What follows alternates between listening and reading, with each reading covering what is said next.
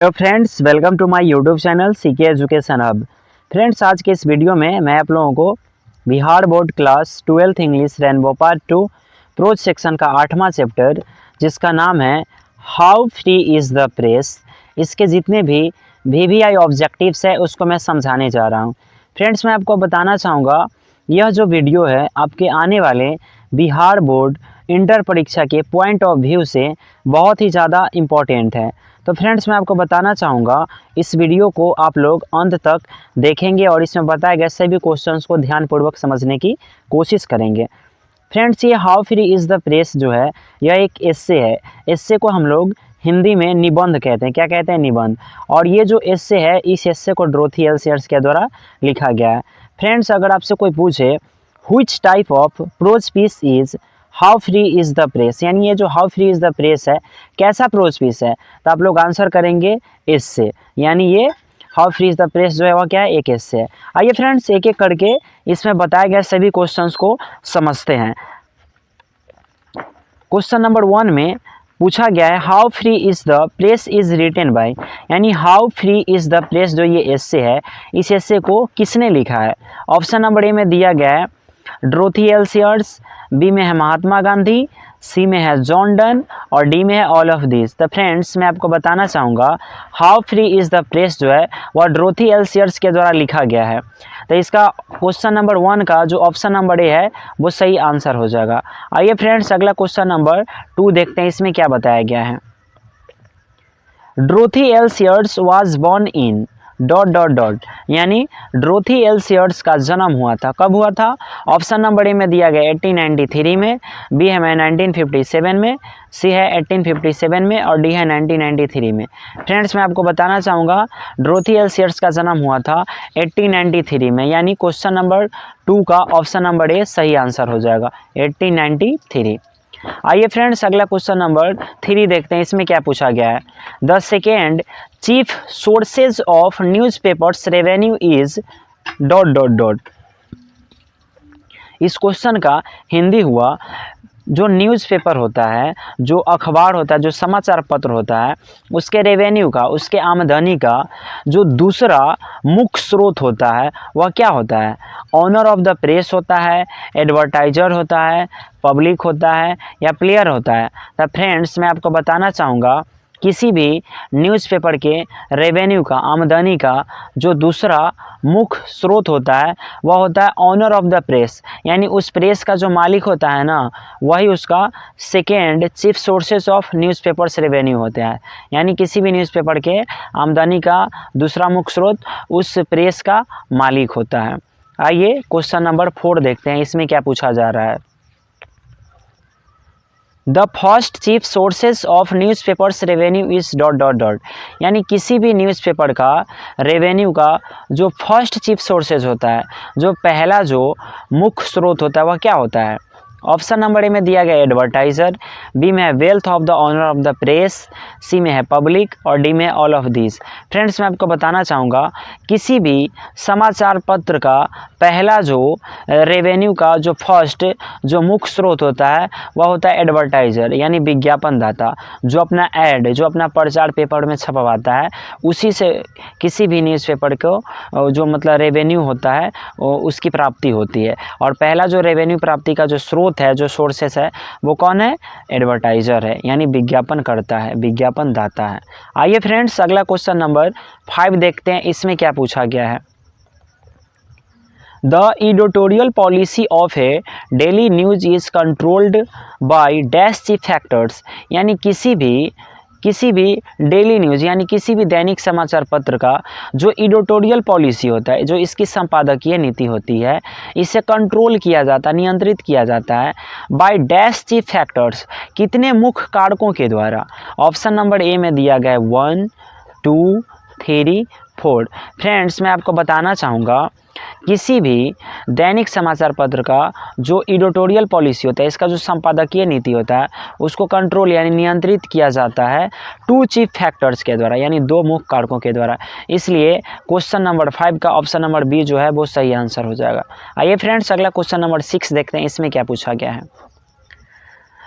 Eight the time at the time of war government seize the freedom of the dot dot dot. Friends यहाँ पे लिखल है at the time of, यहाँ पे of छूट गया, आप लोग ऑफ ऐड कर लेंगे, यानी eight the time of war, यानी वार के समय में, यानी युद्ध के समय में government seize the freedom of the dash, ये जो गवर्नमेंट है ना, सरकार जो है वो सीज कर देती है फ्रीडम को। किसके फ्रीडम को सीज कर देती है, यानी रोक देती है। किसके फ्रीडम को रोक देती है? ऑप्शन नंबर ए में दिया गया है प्रेस, बी में है इलेक्शन, सी में है सर्वेंट, डी में है टीचर।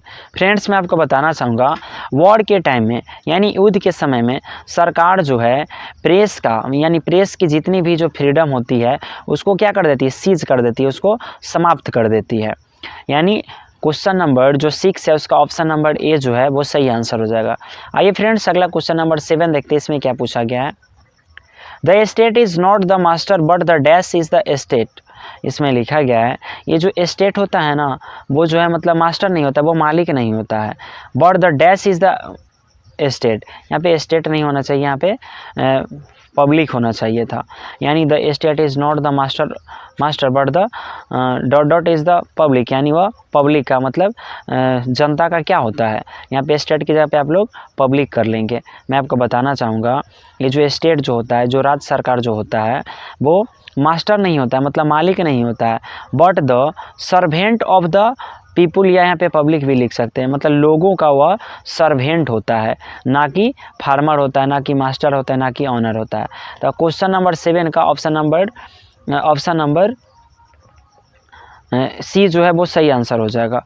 यानी स्टेट मास्टर नहीं होता है, जनता मास्टर होता है। ठीक है, आइए अगला क्वेश्चन नंबर देखते हैं 8, इसमें क्या दिया गया है।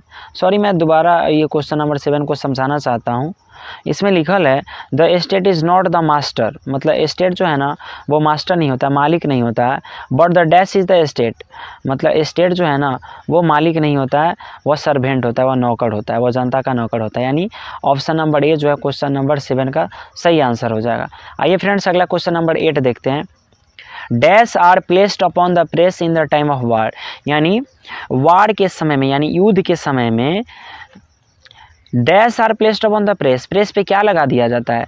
Freedom, restriction, problems, none of this. Friends मैं आपको बताना चाहूँगा वॉर के टाइम में यानी युद्ध के समय में, इमरजेंसी के टाइम में प्रेस पे रेस्ट्रिक्शन लगा दिया जाता है, यानी पाबंदियाँ लगा दी जाती है। आइए क्वेश्चन नंबर 9 देखते हैं, इसमें क्या पूछा जा रहा है।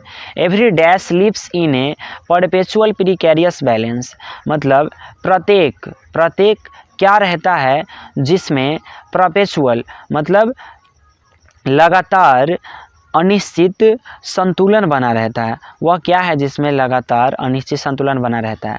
मैन में, फार्मर में, टीचर में, न्यूज़पेपर में। तो फ्रेंड्स मैं आपको बताना चाहूँगा ये जो न्यूज़पेपर होता है ना इसमें लगातार अनिश्चित संतुलन बना रहता है। आइए अगला क्वेश्चन नंबर 10 देखते हैं, इसमें क्या पूछा जा रहा है। The rich can afford to reward dash of opinion. देखिए मतलब जो अमीर लोग होते हैं वही एफोर्ड कर सकते हैं और रिवॉर्ड करने के लिए, सम्मानित करने के लिए और सम्मानित कर सकते हैं, यानी कोई अमीर व्यक्ति जो होता है ना वही सम्मानित कर सकता है डैश ऑफ ओपिनियन। तो इसमें लिखा गया liberty, freedom, sensor, independent expression. तो इंडिपेंडेंट एक्सप्रेशन का मतलब होता है स्वतंत्र अभिव्यक्ति। क्या होता है? स्वतंत्र अभिव्यक्ति। तो जो अमीर लोग होते हैं ना वही मतलब स्वतंत्र अभिव्यक्ति को रिवॉर्ड कर सकते हैं, मतलब उसको सम्मानित कर सकते हैं। फ्रेंड्स मैं आपको बताना चाहूँगा ये जो इंडिपेंडेंट एक्सप्रेशन है इसका मतलब होता है स्वतंत्र अभिव्यक्ति।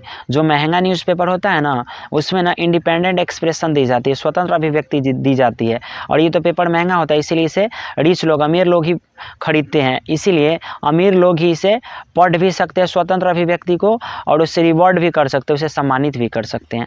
आइए फ्रेंड्स अगला क्वेश्चन नंबर 11 देखते हैं, इसमें क्या पूछा गया है। Sensational headlines dash readers rapidly, मतलब ये जो सेंसेशनल जो हेडलाइंस होता है मतलब सनसनीखेज जो ये सुर्खियाँ होती है, सनसनीखेज जो ये हेडलाइंस होता है डैश रीडर्स रैपिडली, मतलब रीडर्स को, पाठक को यह रैपिडली तेज़ी से क्या करता है? Loving, attract, distract, non of this. Friends मैं आपको बताना चाहूँगा किसी भी न्यूज़पेपर का जो सेंसेशनल हेडलाइंस होता है वो पाठकों को तेज़ी से अट्रैक्ट करता है, यानी आकर्षित करता है। ऑप्शन नंबर बी जो है क्वेश्चन नंबर 11 का सही आंसर हो जाएगा। आइए अगला क्वेश्चन नंबर 12 देखते हैं, इसमें क्या पूछा गया है।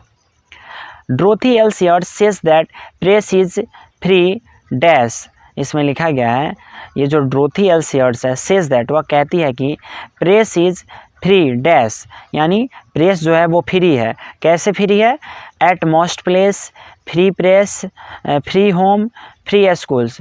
अब मैं आपको बताना चाहूँगा ये जो प्रेस है ना, एट मोस्ट प्लेस मतलब एट मोस्ट प्लेस का मतलब होता है ज़्यादातर जगहों पे ये जो है ना वो फ्री होती है, फ्री होता है। प्रेस जो है वो स्वतंत्र होता है। अगला क्वेश्चन नंबर 13 देखते हैं, इसमें क्या लिखा गया है? Censorship is impose during dash, इसमें लिखा है सेंसरशिप को ना इम्पोज कर दिया जाता है, लागू कर दिया जाता है ड्यूरिंग, किस दौरान? ड्यूरिंग मतलब होता है के दौरान, तो किसके दौरान? Election, emergency, traders, peaceful times. मैं आपको बताना चाहूँगा इमरजेंसी के टाइम में किसी भी प्रेस पे ना सेंसरशिप को इम्पोज कर दिया जाता है। तो ऑप्शन नंबर बी जो है क्वेश्चन नंबर 13 का सही आंसर हो जाएगा। आइए फ्रेंड्स अगला क्वेश्चन नंबर 14 देखते हैं, इसमें क्या पूछा गया है? The dash press is under ordinary conditions singularly free, मतलब वह कौन सा प्रेस है जो ऑर्डिनरी कंडीशंस मतलब सामान्य स्थितियों में भी सिंगुलरली फ्री मतलब पूर्ण रूप से स्वतंत्र होती है या होता है? ऑप्शन नंबर ए में दिया इंडियन, बी में है यूरोपियन, सी में चाइनीज़ और डी में ब्रिटिश। तो ये जो ब्रिटिश प्रेस है ना वो अंडर ऑर्डिनरी कंडीशंस मतलब सामान्य स्थितियों में भी सिंगुलरली फ्री मतलब पूरे तरीके से ये फ्री रहता है, आज़ाद रहता है, स्वतंत्र रहता है। आइए क्वेश्चन नंबर 15 देखते हैं, इसमें क्या पूछा गया है? The news in the newspaper is generally dash, मतलब न्यूज़पेपर में जो न्यूज़ होता है, जो समाचार पत्र में जो समाचार होता है, जनरली वह सामान्यता होता है, full changed, somewhat changed, to the point. इसमें लिखा गया है कि मतलब न्यूज़पेपर में जो समाचार आते हैं वो पूरे बदले हुए रहते हैं, समव्हाट चेंज या थोड़ा बहुत बदले रहते हैं, टू द पॉइंट या बिल्कुल सटीक रहता है। इसमें ऑप्शन नंबर डी मैं नहीं लिखा हूँ, इसमें एक और ऑप्शन देना चाहिए था, नॉन ऑफ दिस या ऑल ऑफ दिस, लेकिन इसमें जो दिया गया उसी में से इसका एक आंसर हो जाएगा। ऑप्शन नंबर बी जो है वो सही आंसर है, यानी न्यूज़पेपर में जो न्यूज़ होते हैं ना समव्हाट चेंज्ड मतलब थोड़ा सा बदले होते हैं। क्वेश्चन नंबर 16 में पूछा गया है no widely circulated newspaper dares to support a public policy due to vested interest of dash, मतलब कोई भी सर्कुलेटेड न्यूज़पेपर मतलब कोई भी विस्तारित जो समाचार पत्र होता है जो दूर दूर तक जिसकी बिक्री होती है, डियर्स टू सपोर्ट मतलब वह उसको ना सपोर्ट करने की हिम्मत नहीं होती है, मतलब किसको सपोर्ट करने की हिम्मत नहीं होती है? तो पब्लिक पॉलिसी मतलब जनता की जो नीति होती है उसको ना सपोर्ट करने की इसकी हिम्मत नहीं होती है। ड्यू टू वेस्टेड इंटरेस्ट मतलब किसकी वजह से? तो निहित स्वार्थ, वेस्टेड इंटरेस्ट का मतलब होता है निहित स्वार्थ, तो किसके निहित स्वार्थ के चलते? Editor, reporter, advertiser, the government. तो एडवर्टाइजर का जो वेस्टेड इंटरेस्ट होता है, निहित स्वार्थ होता है, इसी के चलते मतलब कोई भी जो न्यूज़पेपर होता है सर्कुलेटेड न्यूज़पेपर वह हिम्मत नहीं करता है पब्लिक पॉलिसी को सपोर्ट करने का, यानी क्वेश्चन नंबर 16 का ऑप्शन नंबर सी सही आंसर हो जाएगा। आइए अगला क्वेश्चन नंबर 17 देखते हैं, इसमें क्या पूछा गया है? A big circulation spells bankruptcy if the paper has to depend on dash. इसमें लिखा है ए बिग सर्कुलेशंस यानी एक जो मतलब बहुत बड़ा और विस्तारित जो समाचार पत्र होता है। स्पेल्स बैंक्रप्सी का मतलब होता है दिवालिया और स्पेल्स का मतलब होता है संकेत। तो मतलब कोई भी दूर दूर तक जो विस्तारित समाचार पत्र होता है वह बैंक्रप्सी का संकेत हो सकता है, मतलब उसका दिवालिया निकल सकता है।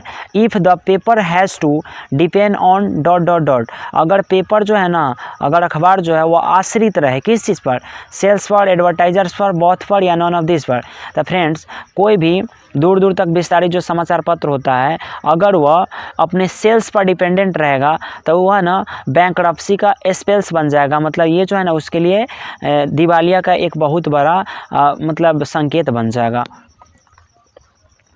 आइए क्वेश्चन नंबर 18 देखते हैं, 18 नंबर, इसमें क्या समझाया गया, क्या पूछा गया? The policy of newspaper is largely determined by the dot dot dot, यानी किसी भी न्यूज़पेपर का जो पॉलिसी होता है वो लार्जली डिटरमाइंड मतलब ज़्यादातर वह सुनिश्चित की जाती है by the dot dot dot, किसके द्वारा सुनिश्चित की जाती है?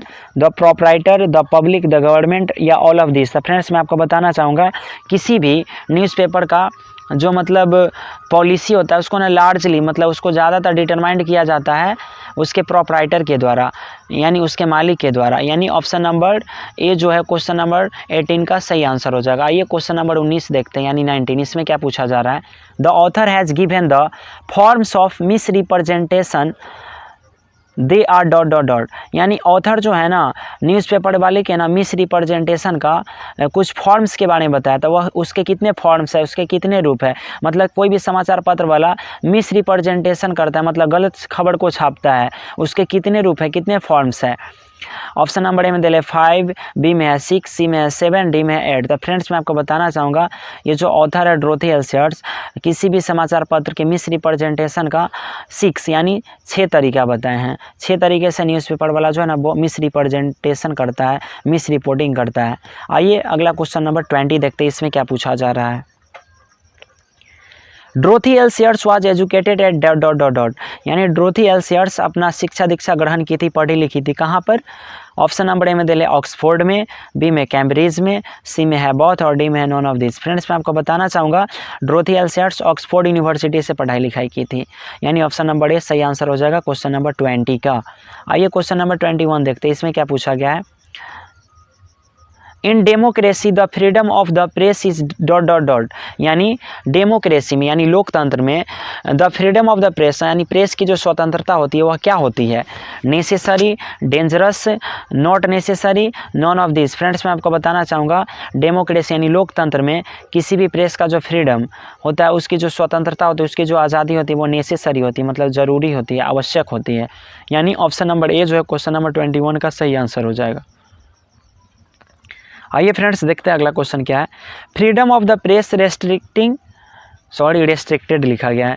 Freedom of the press restricted during dot dot dot. यानी प्रेस का जो फ्रीडम होता है उसे रेस्ट्रिक्टेड कर दिया जाता है, प्रतिबंधित कर दिया जाता है, उस पर पाबंदियाँ लगा दी जाती है। किस दौरान? वार, इलेक्शन, पीस या ऑल ऑफ दिस। फ्रेंड्स मैं आपको बताना चाहूँगा वार के टाइम में यानी युद्ध के समय में प्रेस का जो फ्रीडम होता है उसको रेस्ट्रिक्ट कर दिया जाता है। क्वेश्चन नंबर 23 है, इसमें पूछा गया है the state is the dash. मतलब स्टेट जो होता है वो जो सरकार होता है वह क्या होता है? Servant of the people, master of the people, both या नॉन ऑफ दिस। तो फ्रेंड्स मैं आपको बताना चाहूँगा ये जो सरकार होता है सर्वेंट ऑफ द पीपल होता है, लोगों का नौकर होता है, जनता का नौकर होता है। ऑप्शन नंबर ए जो 23 का सही आंसर हो जाएगा। आइए क्वेश्चन नंबर 24 देखते हैं, इसमें क्या पूछा गया है। The heaviest restriction upon the freedom of public opinion is the dot dot dot. यानी हैवीएस्ट रिस्ट्रिक्शन का मतलब होता है सबसे बड़ी पाबंदियाँ, और सबसे बड़ा जो रोक होता है, सबसे बड़ी जो रोक होती है वह क्या होती है? Freedom of public opinion. मतलब जनता का जो राय होता है उस पर ना सबसे बड़ा जो रेस्ट्रिक्शन होता है, उस पर जो सबसे बड़ा जो पाबंदियाँ होता है वह क्या होता है? अनऑफिशियल होता है कि ऑफिशियल होता है कि बॉथ होता है कि non of this.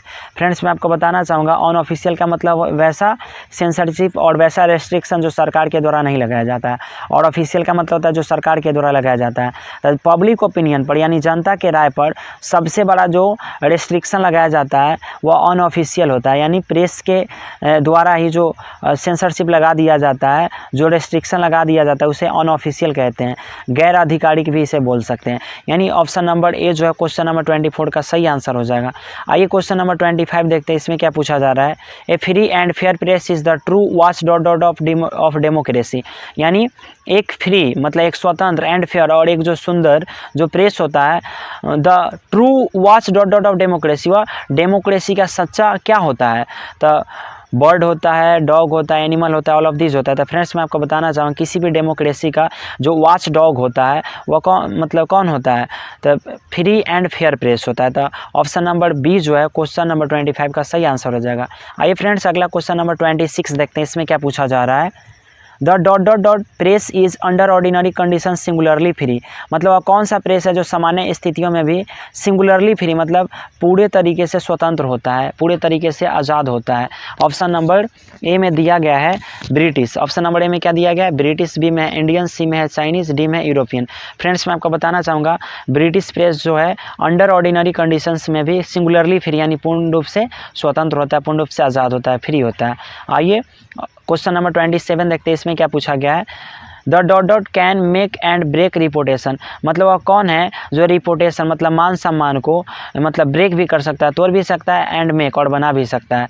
Option number A में दे टीचर, बी में है प्रेस, डी सी में है मैन और डी में नॉन ऑफ दिस। तो फ्रेंड्स ये जो प्रेस होता है ना आपके रिपोर्टेशन को ब्रेक भी कर सकता है और मेक बना भी सकता है, इसलिए ऑप्शन नंबर बी जो है क्वेश्चन नंबर 27 का सही आंसर हो जाएगा। आइए अगला क्वेश्चन नंबर 28 देखते हैं, इसमें क्या पूछा जा रहा है। Dorothy L Sayers was the first lady graduate from dot dot dot, यानी डोरोथी एल सीयर्स जो है मतलब प्रथम महिला थी ग्रेजुएट करने वाली, फ्रॉम कहाँ से मतलब ग्रेजुएट करने वाली ये प्रथम महिला थी, हार्वर्ड से, स्टैनफोर्ड से, ऑक्सफोर्ड से या कैम्ब्रिज से। तो फ्रेंड्स मैं आपको बताना चाहूँगा ऑक्सफोर्ड यूनिवर्सिटी से ग्रेजुएट करने वाली प्रथम महिला थी डोरोथी एल सीयर्स, यानी ऑप्शन नंबर सी जो है क्वेश्चन नंबर 28 का सही आंसर हो जाएगा। आइए क्वेश्चन नंबर 29 देखते हैं, इसमें क्या पूछा गया है। The central doctrine of democracy is that state is the dot dot of the people, यानी सेंट्रल डॉक्ट्रिन ऑफ डेमोक्रेसी का मतलब होता है लोकतंत्र का जो मूल सिद्धांत है या जो केंद्रीय सिद्धांत है वह क्या है।